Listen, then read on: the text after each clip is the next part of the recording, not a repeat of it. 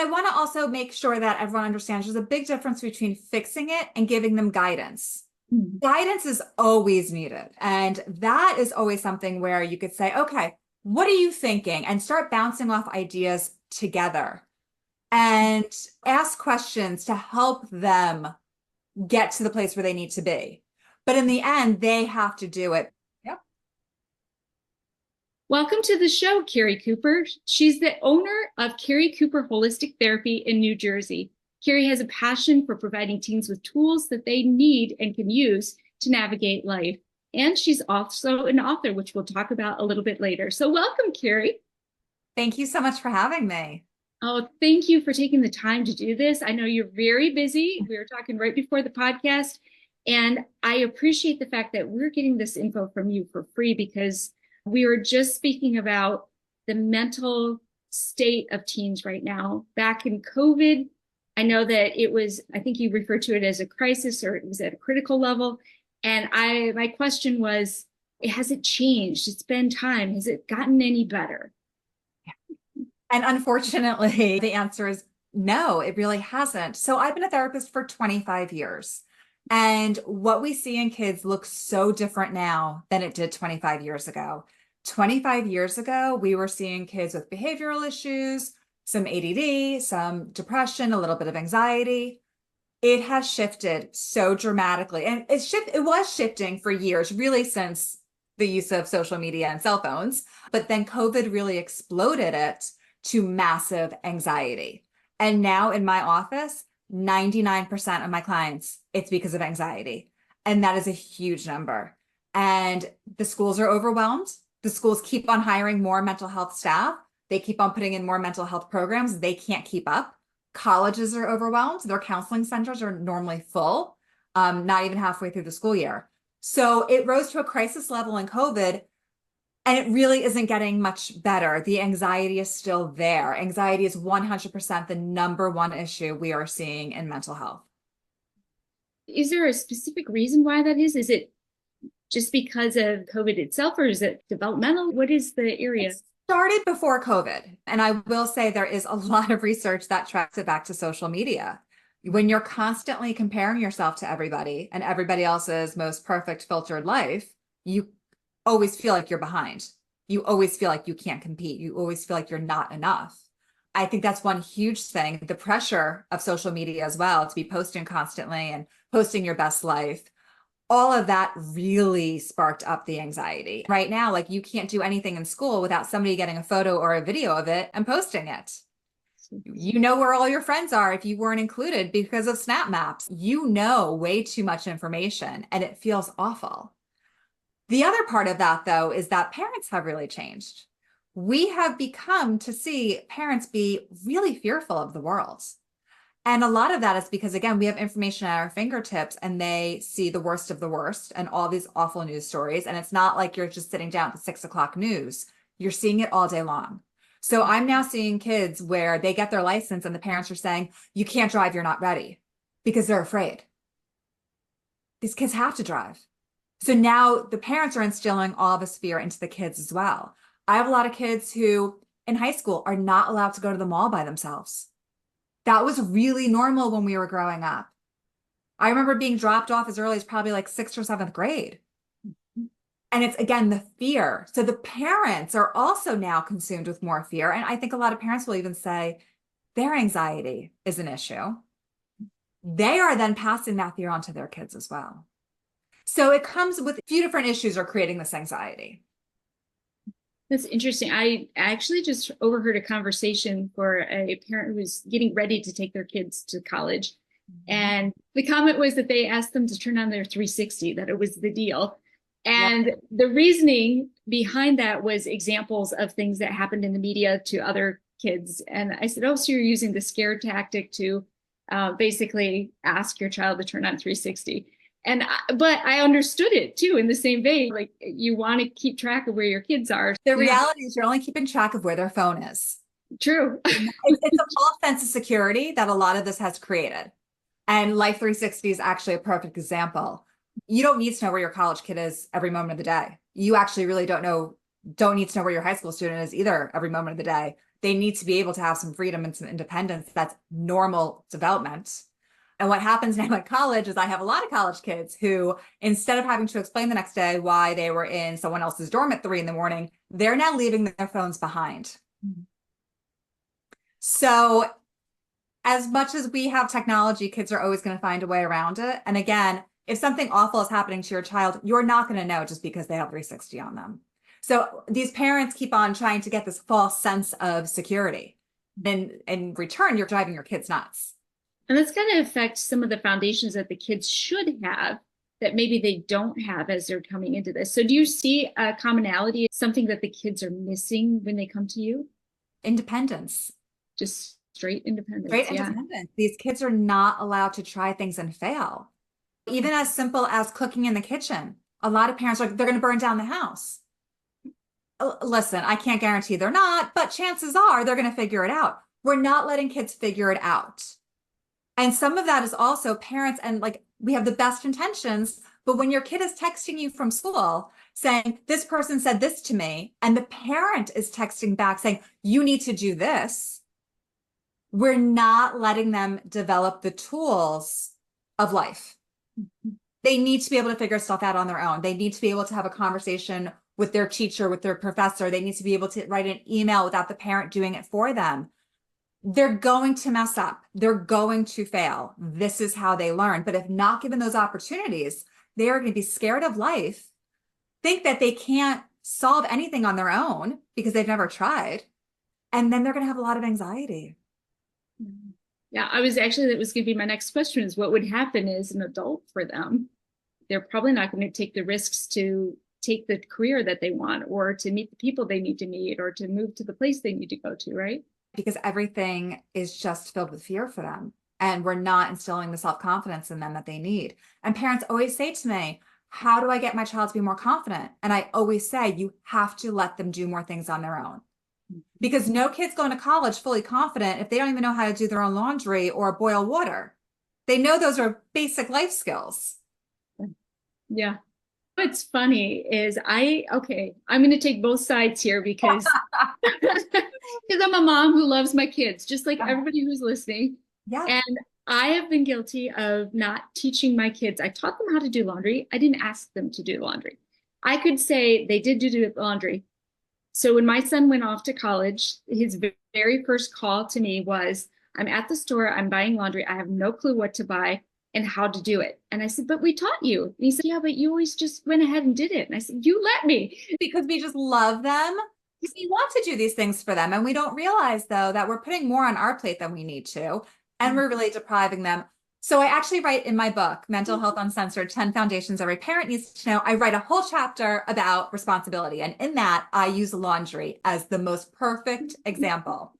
Laundry, when you teach your child how to do it and then say, you go for it, when you don't remind them to do it, when you just let them do it on their own, what they have to do then is build skills for planning. Oh, I have a game next week. My uniform's dirty. Oh, I am going out tomorrow night, but I need that outfit the next day. It actually teaches them to pre-plan, to time manage. And the best thing about laundry is if they don't get it done, the only person that impacts is them. It's a natural consequence. I love that. If they have a game that day, they can wear the laundry that they have and nobody's going to know any different, right? My kids have done laundry from a very early age. Basically, as long as they're able to physically bring their laundry basket down and put it in, even with a step stool, they're doing laundry. And the first few times is rough. I can't tell you how many times my first grader came out of her room and was like, Mom, I have no underwear. And I was like, next time you should probably, when you get down to 2 pairs, do your laundry. But now you got to figure it out. And honestly, I don't know how she figured it out, but she did. I don't know if she was wearing underwear, not wearing underwear, borrowed someone's underwear, but she went to school. She problem solved it. And okay, I'm thinking of the other side, some of my friends who probably would have done the laundry or would have gone out and bought some underwear at the last minute kind of situation. So when you're trying to counsel, you're working with the teens, right? Mm-hmm. So how do you counsel the teens to take that leap and make that what probably feels a little bit like a scary overthrowing of their parents' authority, right? It is. It definitely is. It's very hard for the teens to be like, okay, yes, I can do this. But it's also so much of me counseling the parents that they really can do this. And what's the worst that's going to happen? What's the worst that's going to happen if they don't get their laundry done when they need it? They'll figure it out. I had one mom and she was, again, just loved her daughter so much. Prom was coming. Her daughter wasn't ordering the shoes she needed. And she's like, she needs to find shoes. She needs to find shoes. And I said, stop reminding her. She knows she needs shoes. And what's the worst that's going to happen? Do you really think she's going to go to prom barefoot, or do you think she's going to figure something out? She figured it out. Perfect. Perfect. Yeah, because it's so easy to just solve that problem. Get on Amazon, order something. So let them solve it. Trust me, they know how to work Amazon as well. Like they could figure it out. They know a little too well, I think. They know many things. That's interesting too, because I think, like I said, having kids in college and my end of things, they've gotten in situations where I really wanted to solve the situation for them. And I had to step back and think, if you were in college and your mom came in here and told your prof that blah, blah, blah, blah, blah, wouldn't you be mortified? And yet that's still our first inclination, is to try to fix it for them.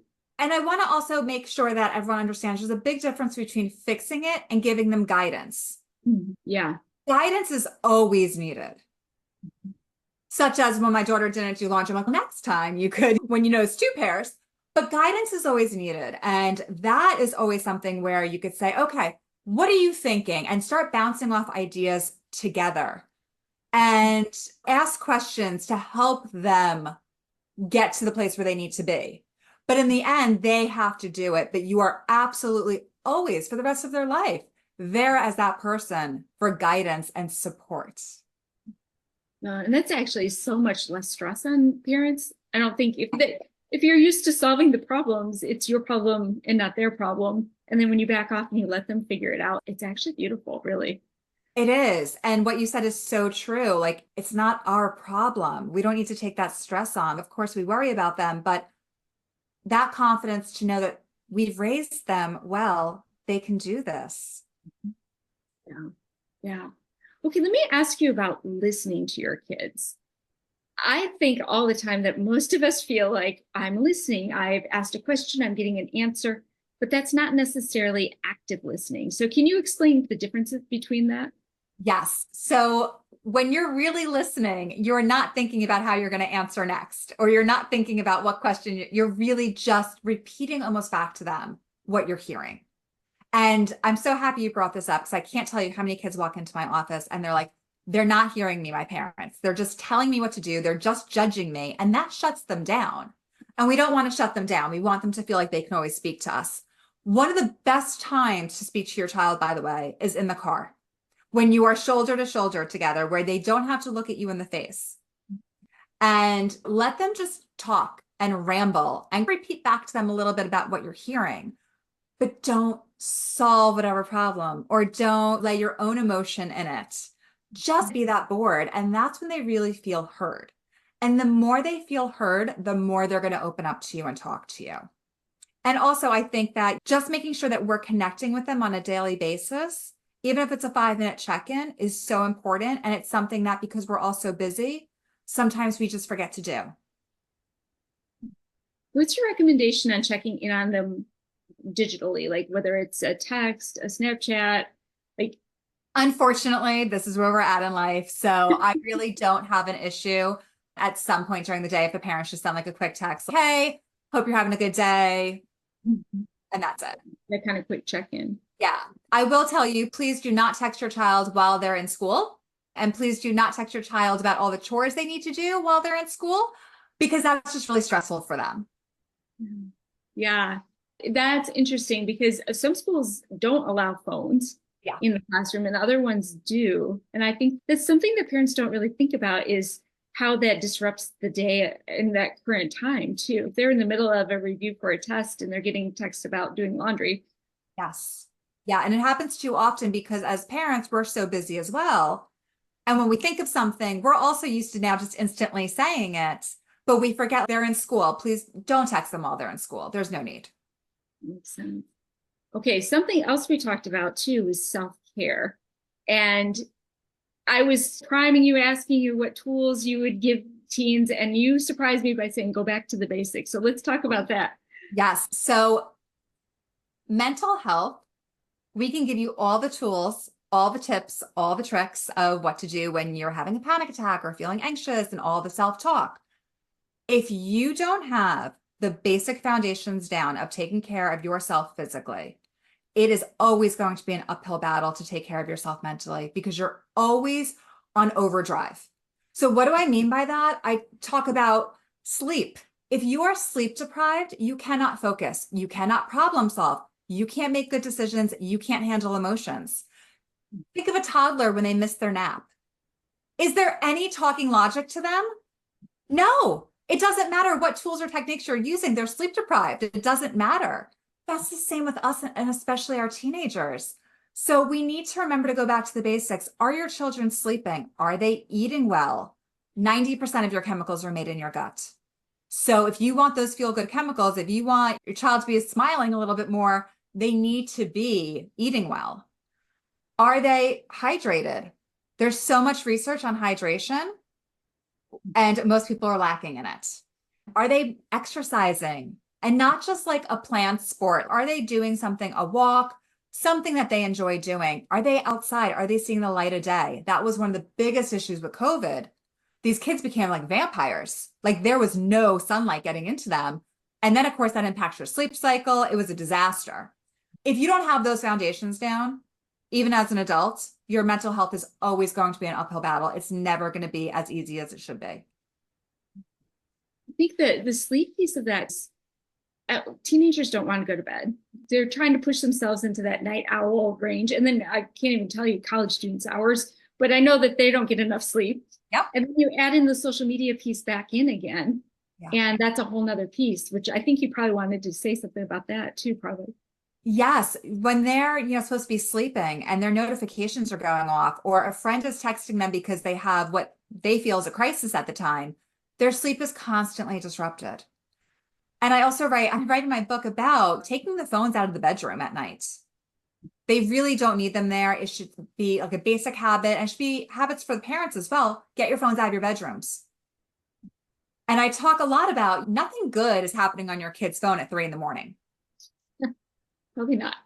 So either their sleep is being disrupted, which is the least of the issues, or they're like a crisis counselor for a friend who's having a big problem, which again is not a position we want to put our children into. I can't tell you how many kids are saying, my friend texted me, they said they just want to die. And like, this is not where your kid needs to be.